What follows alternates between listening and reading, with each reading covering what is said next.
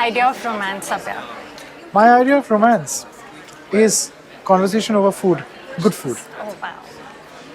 That's interesting. Because I'm a Bengali and I'm a foodie, and I think that romance really happens when you're mentally very happy, and nothing makes me more happy than good And food. food.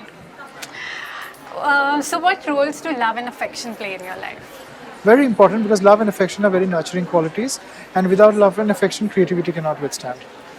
So, what's your first memory of love? First memory of love.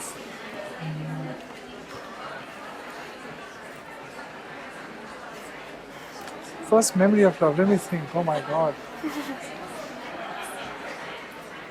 I think there was this girl. There was this girl in my school called Vaishali. She was bald and she used to wear a scarf, and she used to sit next to me. And she looks at me one day and she said, "You know, when you grow up, you shall get married to me." And I was completely taken aback by her confidence because nobody had ever spoken to me like that. And that's when I first realized that, oh my God, I don't know if I was in love or I was intimidated completely by the brashness of that girl. But that was the first memory, I would say. Wow. What's the first thing you notice in a woman? I think her sense of dignity. I think I think she walks in with it into the room. Okay, wow. Sabya, I've been meaning to, I'm a big fan of yours and it's really an honor to be in your presence. You have this certain aura about you, like everybody is always like, oh Sabya, I need a pic. In fact, I've just been seeing and the queue outside your stall. So, are you overwhelmed? How do you feel about it? What's your take? I actually find it very amusing because, I grew up penniless, and my father comes from a family of educationists. My mother comes from a family of doctors. So education has been very high in our family. I'm the first person who got into business. So it still doesn't sink in that this is actually happening, and I sometimes find it actually ridiculous. Not for us, not for the fans. Well, I don't know about that. Okay, so your eternal muse, I think I can guess this one, but Frida Kahlo? yeah, Frida Yes. Kahlo. I've always said that again and again. Yeah. And your current muse. My current muse.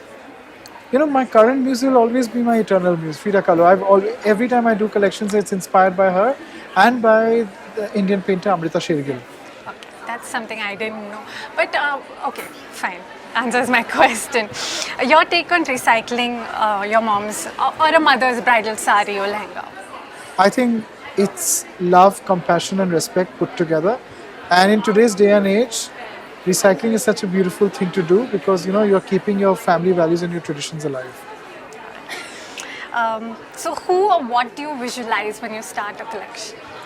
The customer who's going to buy it, because sometimes designers can be very arrogant and they say, okay, this is what I design and that is what you have to wear. That is a little bit of a dominating attitude.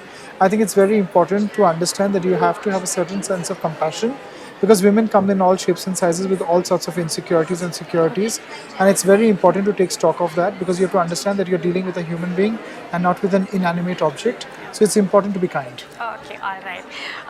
And then what's the Sabyasachi kind of woman? Well, the Sabyasachi woman is someone who's kind, who loves being loved, who loves, eats, doesn't diet, laughs a lot. If she's 5'1", wears flats to a party. Clothing is important but not very important.